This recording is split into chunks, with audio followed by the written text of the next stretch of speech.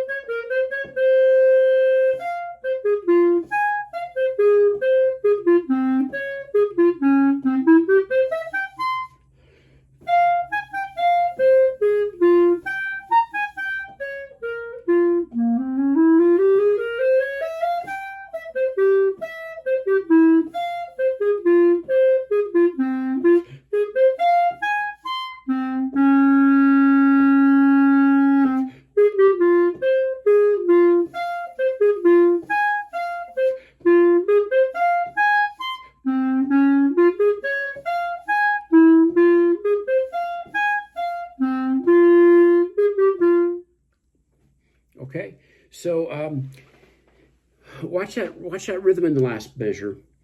1, take to 2, or however you want to count it. But I can imagine a lot of people are going to butcher that rhythm, so don't be one of those.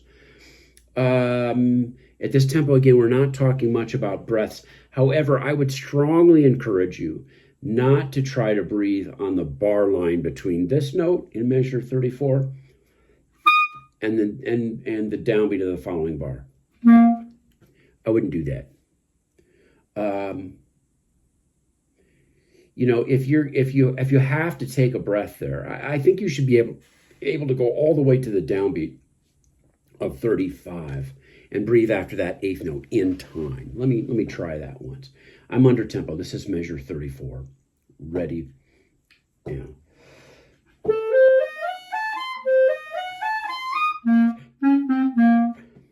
I think that's what you should do. Trying to breathe on a bar line there. The only way you're going to pull that off, if you have to breathe on the bar line before the low C, is to add a retard in there. So somewhat up to tempo. This is measure 33, just to get the feel. 33.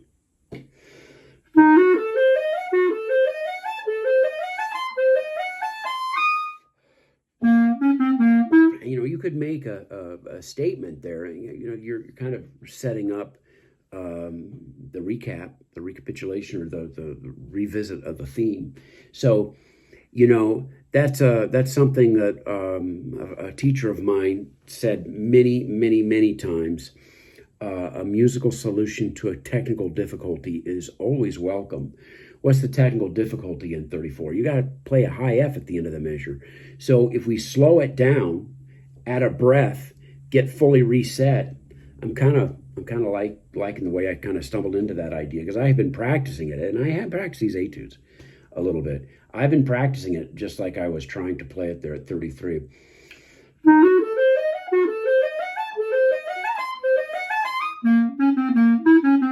You can do that. But if you're struggling in that high register, as many of us may, then the musical solution there,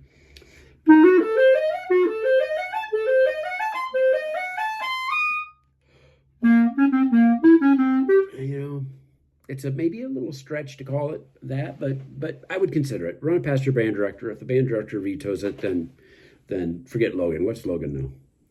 A couple of things, but so they say. Must be true. Maybe not.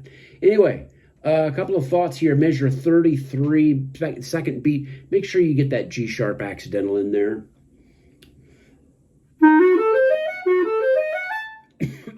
Excuse me. A lot of people are going to miss that, and they're going to play. And that would be incorrect. Okay. Anything else, fingering wise? Not really. You have a C in the left hand there and measure 37. Everything else is pretty straight ahead in terms of fingering choices here. Again, as always, air, lots of air. We're going to talk about practice techniques and articulation kinds of things in the next video, coming attraction. Just trying to think of anything else. Oh, yes, these arpeggiated things, notes starting in 32.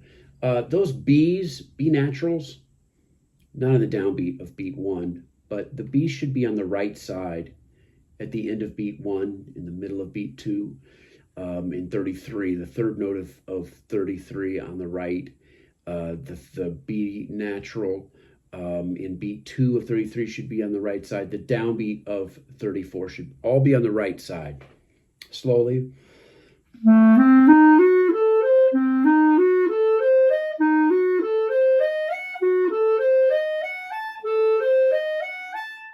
Those B's should all be on the right side there, folks, in the middle B's. Okay, it's for a number of reasons. I know a lot of you are going to play on the left side, no matter what Logan says. But trust me, it's next level stuff. That in terms of finger motion and hand motion and everything, we want to try and keep a lot of that motion this way, not adding left and then to the left and then into the right. So you'll be ahead if you learn it that way, pronto. And I guess that's it. You can experiment with some dynamic things. For example, in measure 40, there's a mezzo forte there. You could bring that down a little bit and grow. There's no dynamics, musical color, or anything changing anything until measure 50 with a crescendo and a forte on that E flat in 51. That's fine. But you can do, you can get softer in 47, for example. So here's in 46. And listen, I'm gonna play and come down in 47.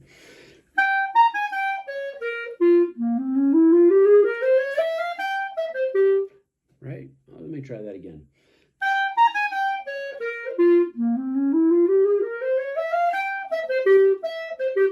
Okay? Yeah, maybe add a crescendo there at 47 might be kind of fun. And watch out for it. This is probably, if you've been watching all these videos, as I hope you are, this is probably the 5th time you've heard me say, watch out for doing this in measure 48.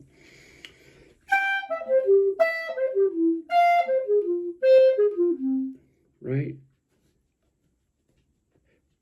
Think crescendo to the bottom of those beats, and think more even across the bar. Yes, we want the 1, 2, 3, 4, 5, 6, but in this area, the beats 1 and 2 of 48 and 1 and 2 and 49 are likely maybe you want to pop out a little bit. So think of pushing through to the bottom of these beats.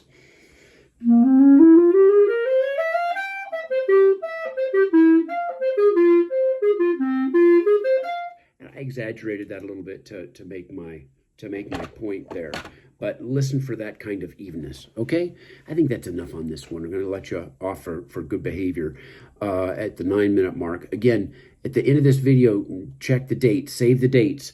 The Wednesday before Thanksgiving, we're going to have an all-region clarinet etude clinic on campus at UTEP. From 9 until 11:30. It's going to be for all clarinets. It's for soprano clarinets, E-flat clarinet, bass clarinet, for the 6A schools, for the ATSSB schools, and then the 2026 Southwest Clarinet Symposium is going to be January 30th and 31st of 2026 on campus. So more to come on that later. Keep practicing. We've made it through, this is the 6th video on these etudes, I believe, and stay tuned soon for practice tips, practice technique technique tips, and the advanced, super secret, not so secret, stuff that I want to pass on that I think I want to handle all at the same time. And so that will be on your next video. So keep checking because there's more videos to come. Thanks, folks, for watching. I hope to see you soon.